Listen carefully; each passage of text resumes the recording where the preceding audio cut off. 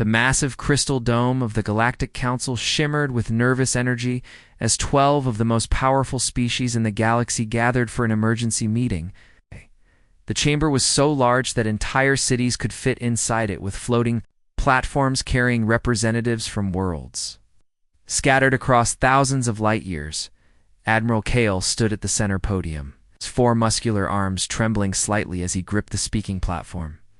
His reptilian skin, normally a proud shade of emerald green, had turned pale with worry. Behind him, holographic displays showed star maps with new red dots appearing faster than anyone could count. "The situation is worse than we thought," Kale began, his deep voice carrying easily through the vast space. "The humans have not just reached the Kepler system, they have built 3 full colonies there in less than 2 of our standard rotation periods. That should have taken them 50 rotations, maybe more." A ripple of concerned murmurs spread through the assembled delegates. Elder Mira of the Celestial Combine, her body made of pure energy contained within a crystalline shell, flickered brighter. "With alarm, this cannot be correct. Our best scouts reported that these humans had barely managed to travel at light speed just 5 cycles ago. They were still using primitive chemical rockets to reach their own moon. The reports are confirmed." Kale replied grimly. "They have somehow developed technology that allows them to build and colonize faster than any species we have ever encountered. Their ships are crude-looking, but they work with an efficiency that defies our understanding of physics." From the shadows of the highest platform came a voice so ancient and tired that it seemed to whisper from the very walls of the chamber. The Keeper of Records, a being so old that no one remembered what species it had originally been, spoke slowly and carefully. "The old files speak of such a race," the Keeper said, each word measured and heavy with meaning. "We called them the Forge Worlders in the ancient texts. They were described as beings who could take the impossible and make it real through nothing. But determination and stubbornness? They would find a way to succeed even when all logic said they should fail." Commander Thex of the Dominion Fleet, a proud warrior whose people had conquered dozens of worlds, stood up angrily. His 6 legs clicked against the metal floor as he paced. "These are just old stories told to frighten children. We are the masters of this galaxy. Our combined fleets number in the millions of ships.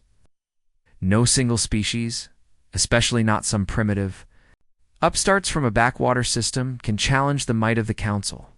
But even as Thex spoke, the massive quantum computers buried deep beneath the Council chambers were working frantically.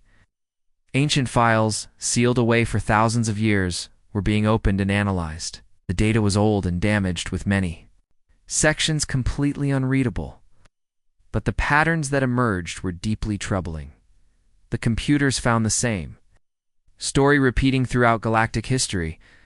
Every few thousand years, the records spoke of a species emerging from a blue planet in the outer rim of the galaxy.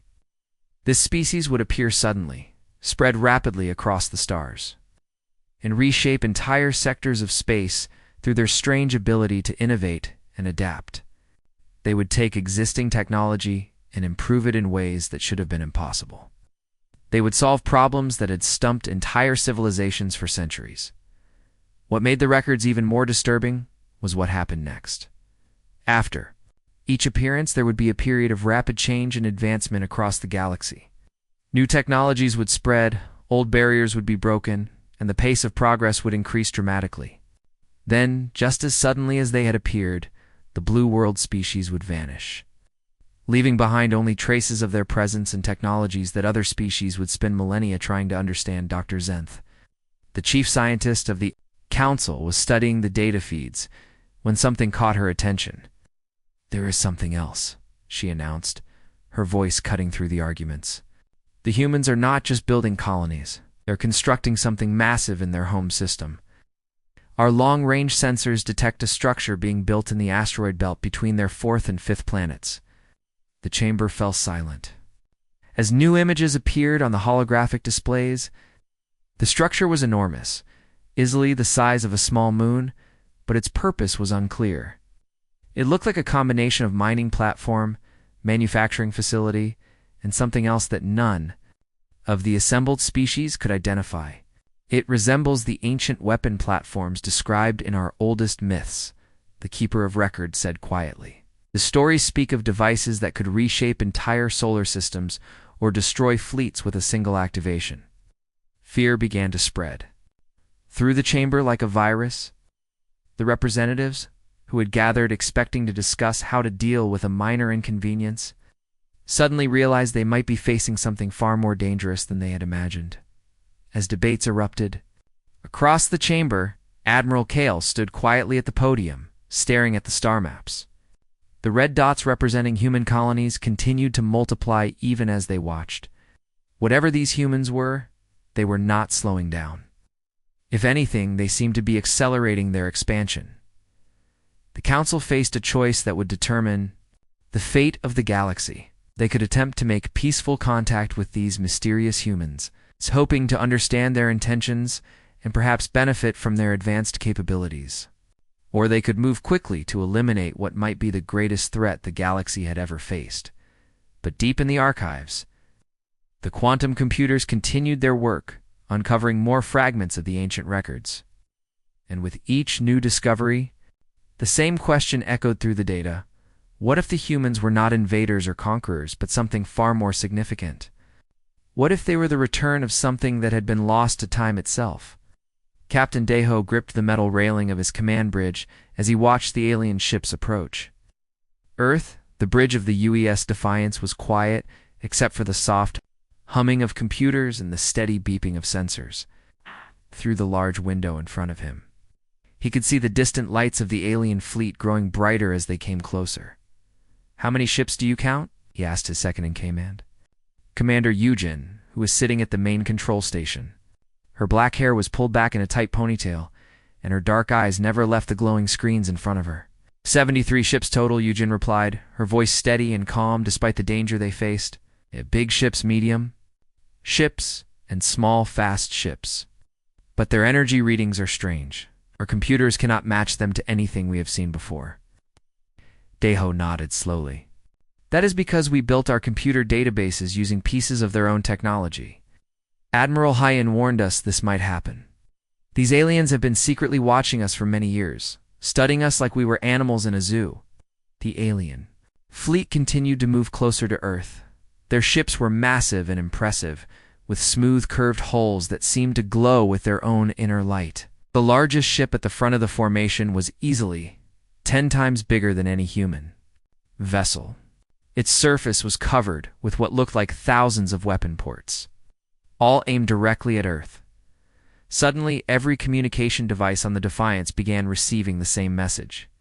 The ship's translation computers worked quickly to turn the alien words into something humans could understand. The message was simple and direct. Primitive species of the third planet. You will submit to the authority of the Galactic Council. Prepare for occupation by our forces. Any resistance will be met with complete destruction. Deho looked at Yujin and raised one eyebrow. Well, that is disappointingly unoriginal.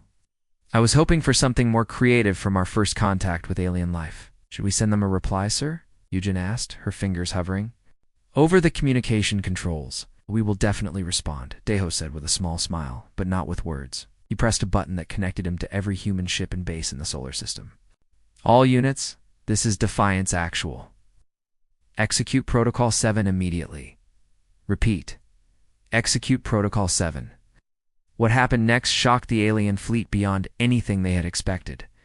The massive construction project in the asteroid belt, which their scouts had dismissed as a simple mining operation, suddenly began to change.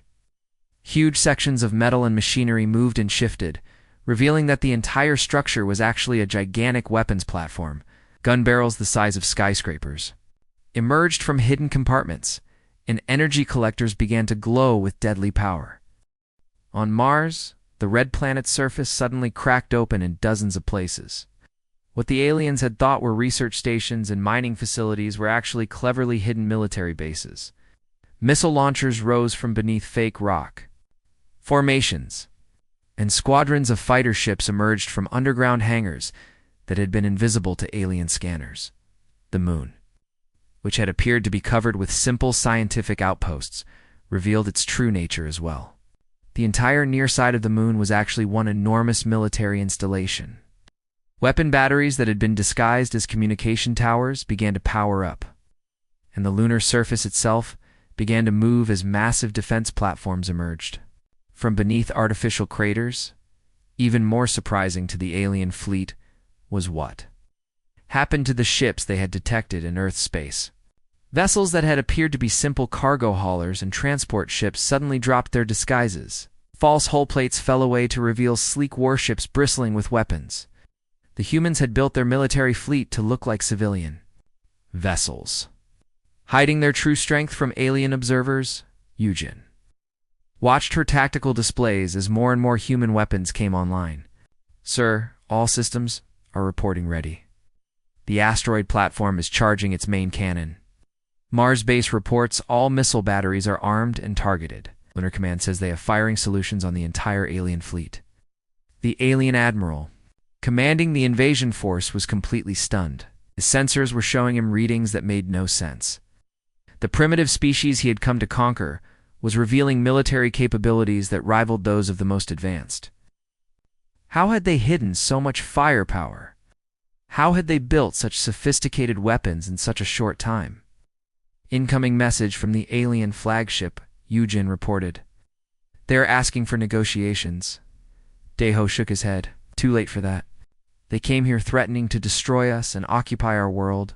Now they want to talk because they realize we are not helpless." He opened a communication channel to the alien fleet. "This is Captain Deho of the United Earth Space Forces. You came to our home with threats and demands. You called us primitive. You ordered us to surrender. Now you see what we are really capable of." The alien ships had stopped their advance, and were now holding position, clearly unsure of what to do next. Their entire invasion plan had been based on the assumption that humans were weak and defenseless. Now they found themselves facing a trap that had been prepared for them over many years. "Send them this message," Deho continued. "Tell them that Earth remembers. We remember every ship that watched us from the shadows. We remember every probe that studied us like specimens. Remember every time they thought we were too primitive to notice them. Now they will learn what happens when you underestimate humanity." The battle was about to begin, and it would not go the way the aliens had planned. Deep beneath the surface of the moon, Dr. Sujin wiped sweat from her forehead as she worked at the ancient artifact. The underground chamber was filled with the sound of drilling machines and computer equipment, but she could still hear the distant rumble of explosions from the space battle happening far above them. Her team of scientists had been working non-stop for 3 days, trying to unlock the secrets of the strange crystal they had found buried under miles of moon rock. Dr. Sujin, the translation computer is finally working properly, called out her assistant, Dr. Minho, from across the chamber. He was a young man with thick glasses who had spent years studying alien languages and symbols. "But I think there might be a mistake in the dating system. The computer says this artifact is over 50,000 years old." Sujin looked up from the glowing crystal that sat in the center of their makeshift laboratory. The crystal was about the size of a refrigerator and seemed to pulse with its own inner light. Every time she or one of her team members touched it, the light grew brighter, but when the alien prisoners they had brought down to help with translation tried to touch it, nothing happened at all. "The dating is correct," she said quietly, her voice filled with amazement and fear. "But Minho, these are not records from some alien civilization. These are human records. This crystal contains information about our own people."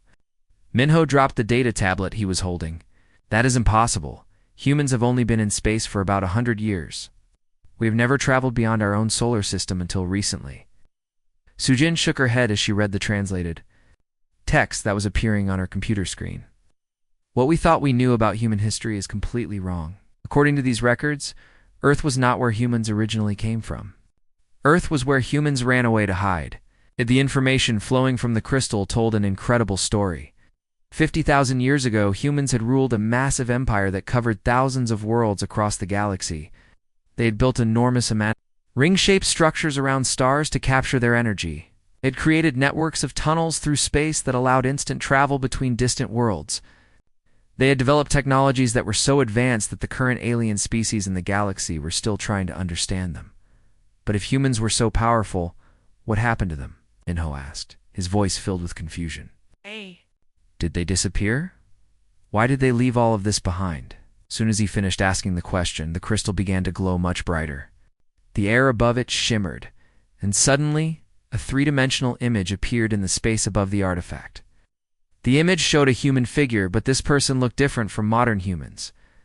They were taller, with features that seemed to show great wisdom and age. They wore clothing that looked both simple and incredibly advanced at the same time. If you are seeing this message, then the exile has ended, and our children have returned to the stars, the figure said. The voice was clearly human, but the language was so old that their translation computers could barely turn it into words they could understand. We withdrew not from defeat, but from choice. We had become too powerful, too removed from the very qualities that made us human. The galaxy needed time to grow without our shadow.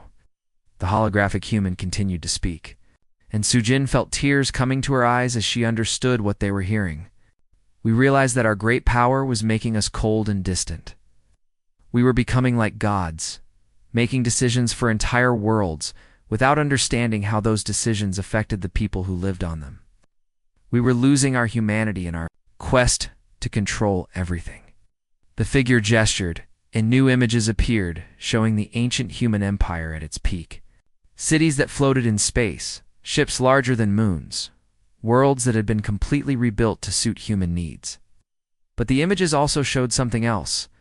The faces of the humans in these pictures looked tired and sad, as if all their power had not made them happy. So we made the most difficult choice in our history, the ancient human continued. We abandoned our empire and scattered ourselves across the galaxy. Most of us chose to leave this reality entirely, moving to other dimensions, where we could start over.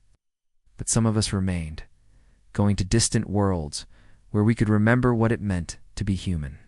The image changed to show a small blue planet on the edge of the galaxy. Earth was chosen as our sanctuary. There we would live simple lives, forgetting our advanced technology and our great power. We would grow and change naturally, becoming human again, instead of the cold gods we had become.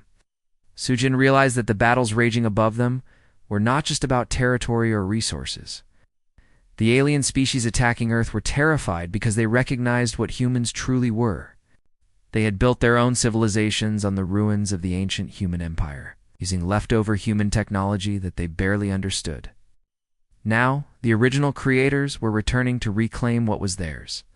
The galaxy has grown and learned during our absence, the holographic figure said. New species have risen, new cultures have developed, new ways of thinking have emerged. This is what we hoped for. Now, our children can return, not as conquerors, but as guides and protectors. The message began to fade, but before it disappeared completely, the ancient human smiled. Remember, you are not just the children of Earth. You are the children of the stars, and it is time for you to come home. As the hologram vanished, Sujin and Minho stared at each other in stunned silence. Everything they thought they knew about humanity's place in the galaxy had just been turned upside down. Admiral Minho, he floated in the command center of his flagship, staring at the enormous black gateway that had suddenly appeared in the Centauri star system. The gateway was so large that entire moons could have passed through it easily. Its surface was perfectly smooth and black, like polished stone. But it reflected the light from the two bright stars in ways that seemed impossible. Around his ship, the combined human fleet waited in perfect formation. 200 vessels of all sizes, from massive battleships to small scout ships, hung motionless in space. Every captain and crew member was watching the gateway with a mixture of fear and excitement. No one knew what would happen next. Admiral, the gateway is scanning us, reported Captain Jamin from the science vessel Harmony. His voice came through the communication system clearly, but Hyen could hear the amazement in it. It is checking our biological signatures, our DNA, even our brain patterns. The results are ... strange. What do you mean strange? Hyen asked, though he already felt something odd happening to him. Deep in his mind, he could sense the gateway somehow connecting to his thoughts, reading memories he did not even know he had. The gateway recognizes us as successors, Jamin replied. I am not sure what that means, but it seems to be accepting us as the rightful inheritors of whatever technology built this thing. Hyen nodded slowly. "It means we are going home," he said, though he was not sure how he knew this. Something deep in his genetic code, in the very structure of his brain, was responding to the ancient technology. It was as if the gateway was awakening memories that had been sleeping in human DNA. For thousands of years, the black surface of the gateway suddenly began to glow with a soft blue light. The center of the structure opened like a flower, revealing a tunnel that stretched away into impossible distances. Energy crackled around the edges of the opening, and space itself seemed to bend and twist near the gateway. "All ships, prepare. For transit," Hyan ordered. "We are going through." The human fleet moved forward as one, passing through the gateway and into the glowing tunnel beyond. The journey took only minutes, but it felt like traveling through dreams and memories. Each crew member saw flashes of images they could not understand, vast cities among the stars, beings that looked almost human but somehow more, technologies that defied everything they knew about physics. When they emerged from the other side of the gateway, the entire fleet fell silent. They had arrived in a star system that was beyond anything they had ever imagined. Massive ring-shaped structures, each one larger than entire planets, orbited around artificial stars that burned with controlled nuclear fire. The surfaces of these rings were covered with cities that stretched beyond the horizon, their lights dimmed but not dead. "My God," whispered Commander Yun-Young from the survey ship Discovery. "This entire system is artificial. Someone built all of this. The stars, the planets, everything. It is bigger than our entire home solar system." But the most amazing sight was the Dyson Sphere's enormous metal shells that completely surrounded several stars, capturing all of their energy output. As the human ships approached, these ancient power collectors began to come alive. Lights flickered on across their surfaces, and energy readings spiked as systems that had been dormant for millennia suddenly began to work again. "The structures are responding to our presence," reported the science teams. "They recognize us as human and are automatically activating their systems. We have access to power sources that could supply entire civilizations for thousands of years." Admiral Hyan was about to respond when his communication officer interrupted with urgent news. "Sir, we are receiving signals from across the galaxy. It appears we are not the only humans out here." On the main display screen, dozens of communication channels opened simultaneously. The first showed a group of humans from the Alpha Centauri system, but these people looked different, taller, stronger, with the bearing of warriors who had never known defeat. Their leader, a woman with silver hair and intense eyes, spoke with authority. "We are the descendants of the ancient empires. Military forces," she said. "We have been waiting for this day for 50,000 years. Our fleets are ready to serve." Another channel opened, showing humans from the Kepler 442 system. These people wore formal clothing and carried themselves like diplomats and negotiators. "We have maintained the old protocols for dealing with alien species," their representative said. "We know the ancient languages, the proper ceremonies, the ways of peace and war that our ancestors used to govern the galaxy." More and more human colonies revealed themselves across the galaxy. Some had preserved ancient technologies, others had maintained cultural traditions, and still others had kept detailed records of the old empire. Each group had spent millennia preparing for the day when humanity would return to claim its heritage. But the humans were not the only ones watching these developments. Across the galaxy, the alien species that had built their civilizations on the ruins of the human empire watched in growing terror as the ancient megastructures came back to life. Weapons, platforms that could destroy entire planets powered up after 50,000 years of sleep. Shipyards that could build entire fleets in days rather than years began producing new vessels. Communication networks that operated faster than light itself started connecting the scattered human colonies. Captain Yuna, commanding the exploration. Vessel Horizon was the first to make contact with an alien species willing to negotiate rather than fight. The Altarian Republic had never joined the Galactic Council, and their ambassador approached under a flag of truce. "We remember the old stories," the alien ambassador said through their translation devices. "We remember the builders who came before. We have been waiting for your return, hoping that you would remember the friendship our peoples once shared." As more alien species emerged from hiding, species that had secretly maintained alliances with the ancient human empire, Admiral Hyon realized that the galaxy was about to change forever. The war was no longer between humans and aliens. It was between the old order that had ruled through fear and the new order that would be built on the foundations of the ancient past. The great meeting hall that had once been the exclusive domain of the Galactic Council was now filled with representatives from hundreds of different species. The crystal dome above them sparkled with light from dozens of different suns, each one representing a world that was now part of the new galactic government. Once only 12 powerful species had made decisions for the entire galaxy. Now, every world, no matter how small or weak, had a voice in the assembly. President Dongwu of the United Human Colonies stood at the central podium, looking out at the incredible diversity of life forms gathered before him. There were the familiar faces of humans from Earth and the other colonies, but also beings of pure energy, creatures that lived in the vacuum of space, and aliens whose forms were so strange that they had to communicate through special translation devices. "We stand at a crossroads," Dongwu began, his voice being instantly translated into dozens of different languages by the advanced communication systems that filled the chamber. "Our ancestors withdrew from the galaxy 50,000 years ago because they feared what they had become. They had grown so powerful that they forgot what it meant to care for others. Today, we choose a different path."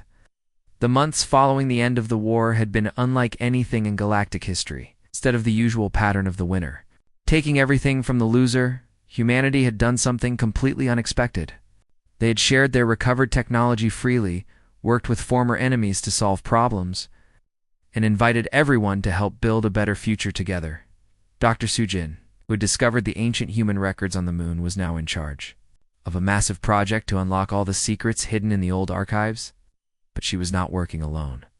Scientists from dozens of different species worked alongside her, each bringing their own unique knowledge and perspective to the task. "The medical breakthrough we achieved last week would have been impossible without cooperation," she explained to a gathering of researchers.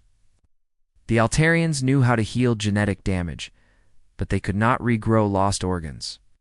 Humans knew how to regrow organs, but we could not repair genetic damage. When we combined our knowledge, we created something entirely new, a treatment that can cure almost any disease and heal almost any injury." The environmental restoration project was even more impressive. The Verdani, a plant-like species that had been enslaved by the old Galactic Council, had spent centuries learning how to bring dead worlds back to life. When they combined their techniques with human terraforming technology, they could transform barren rocks into garden worlds in just a few years instead of centuries. Captain Jamin had been given command of the new exploration fleet, which was unlike anything that had ever existed before. The ships carried crews made up of humans, aliens, and even some artificial intelligences that had been created by combining human and alien technology. Together, they were exploring regions of space that had never been visited by any known species. "The old human star charts are incredible," he reported during one of his regular communications with Earth. "They show not just our own galaxy, but other galaxies beyond it. There are mentions of dimensions folded within normal space pocket, universes that exist parallel to our own, and forms of life that we cannot even imagine." His mixed-species crew had already made several amazing discoveries. They had found a system where time moved differently, allowing them to observe the entire history of a planet in just a few days. They had discovered a nebula that was actually a living organism, feeding on the light from nearby stars. They had even made contact with a species that existed partially in normal space and partially in another dimension entirely.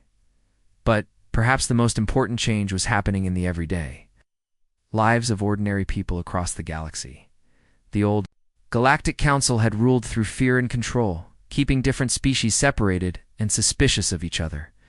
The new government encouraged cooperation and friendship between different worlds.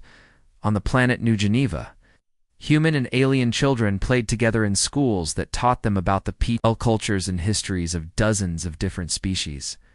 On the research station orbiting the star Vega, scientists who had once been enemies now worked side by side to solve the mysteries of the universe.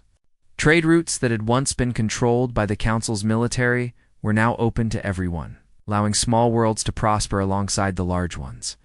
Elder Mira, of the Celestial Combine, who had once been terrified of humanity's return, now served as one of the senior advisors to the new government. The legends were wrong, she admitted during the ceremony that formally established the new Galactic Constitution. They spoke of conquerors returning to claim what was theirs. You have shown us something greater, the possibility of growing beyond our old limitations. Admiral Hyen, now serving as the Supreme Commander of the Joint Defense Forces, watched from the observation deck as human and alien children played together in the orbital gardens above New Geneva. The gardens themselves were a symbol of the new era. Plants from Earth grew alongside flowers from 100 different worlds, creating beauty that could only exist through cooperation. The legends were not wrong, he said quietly to his aide. They were just incomplete. They told the galaxy what humans used to be, but not what we could become when we worked together with others instead of trying to control them. As the sun set on the old age of fear and domination, a new dawn was beginning. The ancient human megastructures that had once been tools of conquest were now being used to build hospitals, schools, and research centers. The weapons that could destroy planets were being converted into tools that could create them. The age of legends had ended. The age of cooperation had begun. And across the galaxy, billions of beings from thousands of different worlds were working together to build a future that none of them could have imagined alone.